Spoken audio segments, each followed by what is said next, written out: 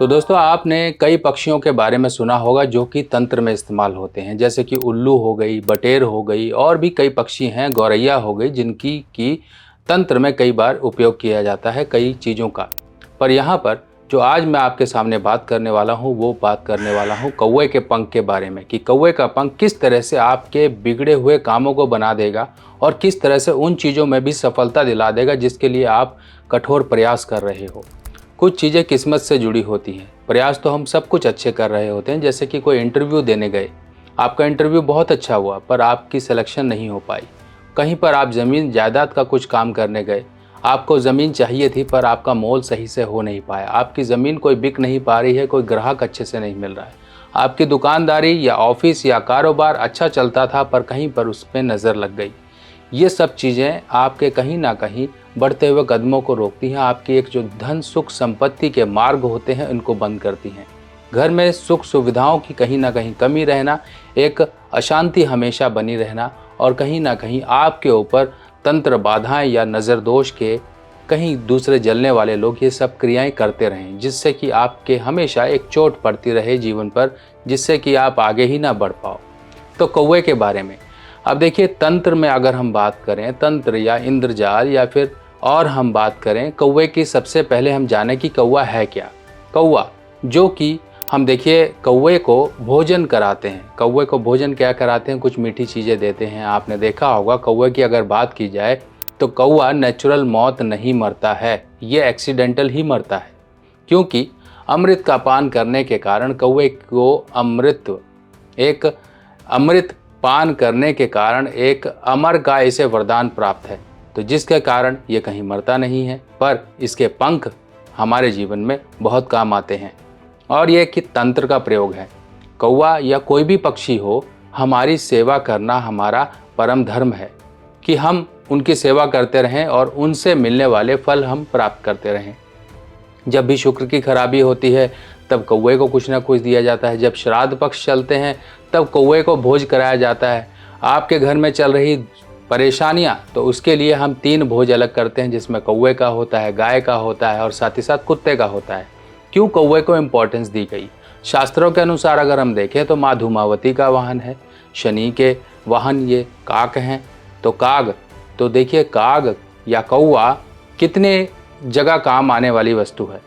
और आपके जीवन में चल रही परेशानियां मात्र एक पंख से कौवे के दूर हो सकती हैं। एक पंख आपको मिल जाए, वो मिले कैसे, अब हम ये समझते हैं। देखिए, जब आप कहीं पर पक्षियों को दाना डालते हैं या कुछ दाने के अलावा कुछ अलग चीज़ें डाल देते हैं, जैसे कि कुछ मीठा डाल दिया तो कौवे बहुत ज़्यादा अट्रैक्ट होते हैं। खीर रख दिया आपने तो कौवे बहुत ज़्यादा अट्रैक्ट होते हैं। पनीर डाल दिया तो कौवे आएंगे। और कौवे का पंख प्राप्त करने के लिए, लेने के लिए कभी भी भूल कर भी किसी जीव का नुकसान मत करें, वरना वो जो आपने कार्य किया है वही आपके उलट हो जाएगा। पुराने समय में राजा महाराजा या बड़े लोगों के घर में आपने देखे होंगे जानवरों को मार मार के उनके सिर टांग रखे होते हैं। कहीं बारहसिंगा टांग रखा, कहीं कुछ टांग रखा, कहीं कुछ टांग रखा है। अगर हम ऐसे घरों को देखें तो ऐसे घरों में कभी भी सुख शांति नहीं होती, क्योंकि उन्होंने जीव हत्या करके ये सब काम किया है। और जीव हत्या करके कभी भी अपने आप को कुछ क्षण भर के लिए आप अपने आप को एक महान बना सकते हो, पर जीवन में बहुत सी चीज़ों से आप दूर चले जाते हो।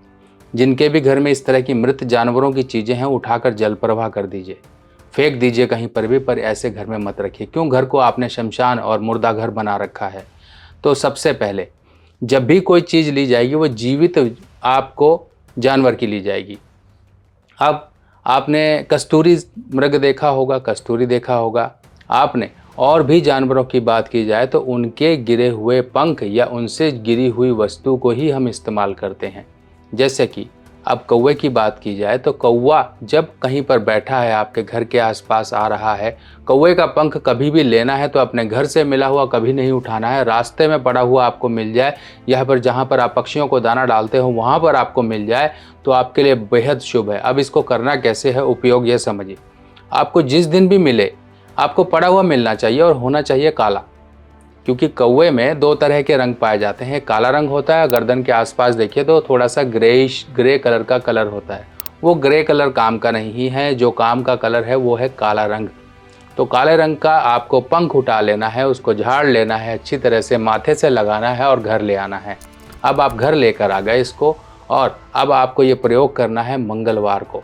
मंगलवार ट्यूसडे के दिन आप इसको पहले गंगा जल से धोएंगे, धूप दीपक दिखाएंगे, लाल कपड़े में लपेट के कलावा बांध के आप इसे अपने घर में वहाँ रख देंगे जहाँ पर आपका सुरक्षित सामान पड़ा हुआ है, जैसे कि कोई तिजोरी या फिर आपका कुछ भी वैल्यूएबल जो आइटम्स होती हैं वहाँ रख दीजिए। और ये अब आपके लिए काम कैसे करेगा, जैसे कि आप कहीं पर इम्पोर्टेंट किसी टॉक के लिए जाते हैं, किसी डीलिंग के लिए जाते हैं, तो इस पंख को आप अपने माथे से लगा के अपनी प्रार्थना बोलकर अपने पॉकेट में, अपने बैग में, अपने पास कहीं पर भी रख लीजिए। ये बाहर जाने के लिए है।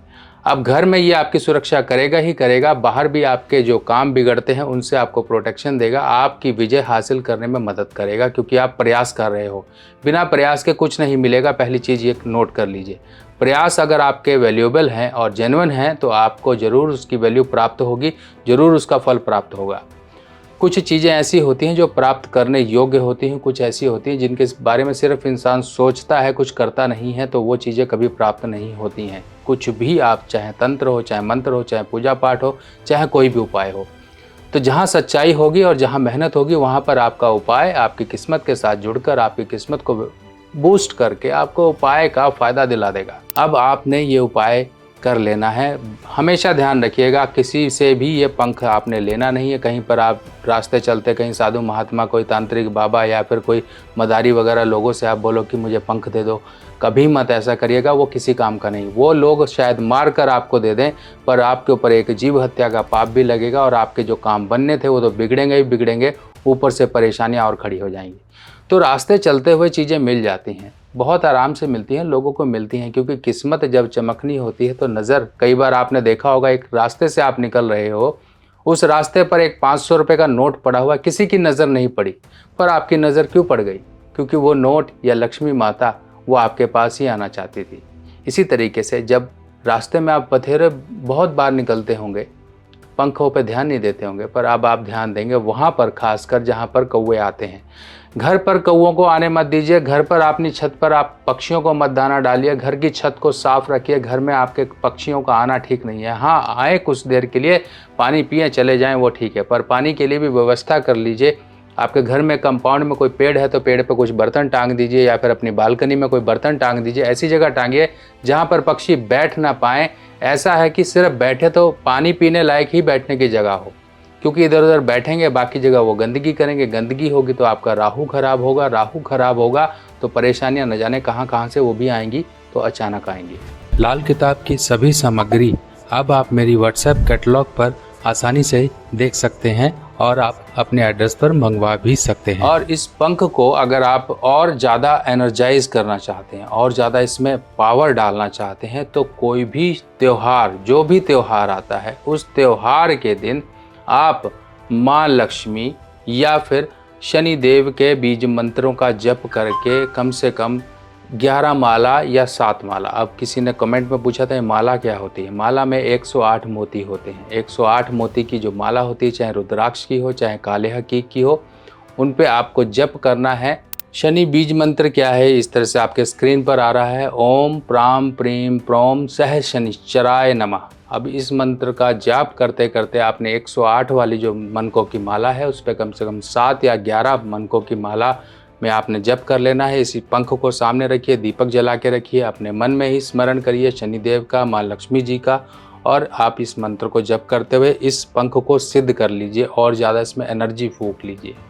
तो ये पंख आपके लिए देखिए किस तरह से काम करने वाला हो गया। आपको ये पंख मिल गए एक तरह से आपको उड़ान भरने के। तो ये कौवे के पंख अब आपके जीवन में, जो कौवा लोगों के द्वारा तिरस्कारित किया जाता है, उसकी आवाज़ के कारण उसको भगा दिया जाता है, पर उसकी जो वैल्यू है वो अब आपको पता लगेगी इस पंख के ज़रिए। अगर आप अपने आप से लाल किताब के उपाय करना चाहते हो तो आ गई है मेरे द्वारा लिखी हुई नई लाल किताब, जो कि बिल्कुल सिंपल साधारण भाषा में है। और ये लाल किताब बिल्कुल सरल भाषा में आप लोगों के लिए मैंने लिखी है, ताकि आप लोग इसे पढ़कर अपने उपाय खुद कर सकें। और जो ग्रहों की स्थिति है, ग्रह क्या असर जीवन में लेकर आते हैं, उनके बुरे असर को कैसे दूर किया जाए, ये किताबें अब आपकी मदद करेंगी।